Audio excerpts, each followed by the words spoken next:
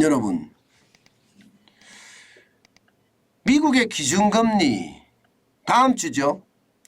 6월 13일 14일에 연방공개시장위원회가 열립니다. FOMC 말입니다.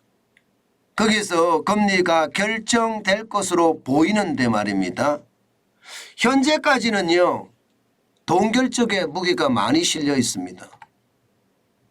현재 79.4%는 동결이다. 0.25% 인상은 20.6%밖에 안 됩니다. 동결 쪽에 무게가 굉장히 많이 실려 있죠. 예, 그만큼 말입니다. 예, 미국 금리는 이제 뭐 피벗을 한다는 이야기가 있는 거죠. 5.25%에서 더 이상 안 올린다 이 말입니다.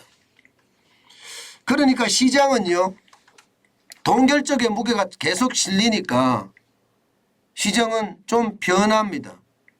변해요.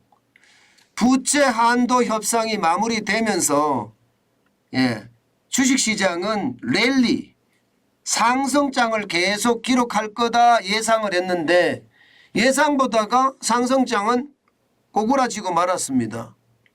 그러면서 말입니다.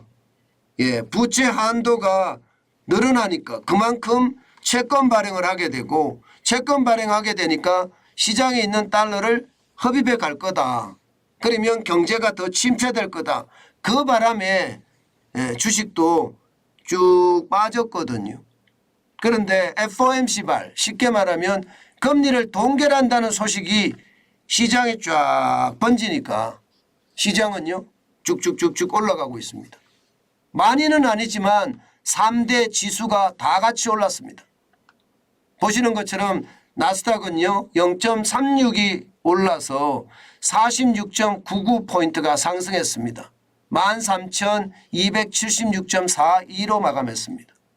기술주 중심인 나스닥 종합지수가 시작은 이게 마이너스로 시작을 했거든요. 그러다가 동결에 대한 소식 이런 것들이 더 강하게 나오니까 이게 올라가기 시작을 했는데 올라가는 데는 제한적이었습니다. 0.36만 올라가고 말았다는 이야기죠. 아직도 불안한 기색이 역력하다는 이야기입니다. 여기에다가 말입니다. 다우산업지수도 똑같은 모양새를 나타냈습니다. 0.24가 올랐고요. 10.06이 올라서 4283.85로 마감했습니다. 이건 대형주 중심인데 마찬가지로 출렁출렁거렸죠. 출렁거리는 것은 어쩔 수 없는 것 같습니다. 여기에다가 다우산업지수 블루칩 지수입니다. 여기는 강보합으로 마감했습니다. 0.03% 올랐고요.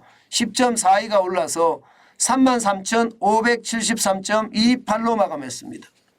전체적으로는요. 금리 동결에 대한 이야기가 나오니까 이게 시장에서는요. 긍정적인 요소가 작용을 해서 주가를 끌어올렸다 이렇게 분석을 합니다. 실제 말입니다. 실제 세계 경제 성장률도 세계은행이 이게 올려잡았습니다. 2023년 1월 달엔 1.7% 세계 경제 성장을 한다 이렇게 이야기를 했는데 6월의 전망은 2.1%까지 올렸습니다. 0.4%포인트가 올라간 수치죠. 이것은 어쩌면 말입니다. 금리가 동결되면서 이제 시장이 좀 더 활성화될 거다 하는 예측을 하는 겁니다. 물론 2.1%라는 숫자도 굉장히 낮은 숫자예요. 높은 숫자는 절대 아닙니다.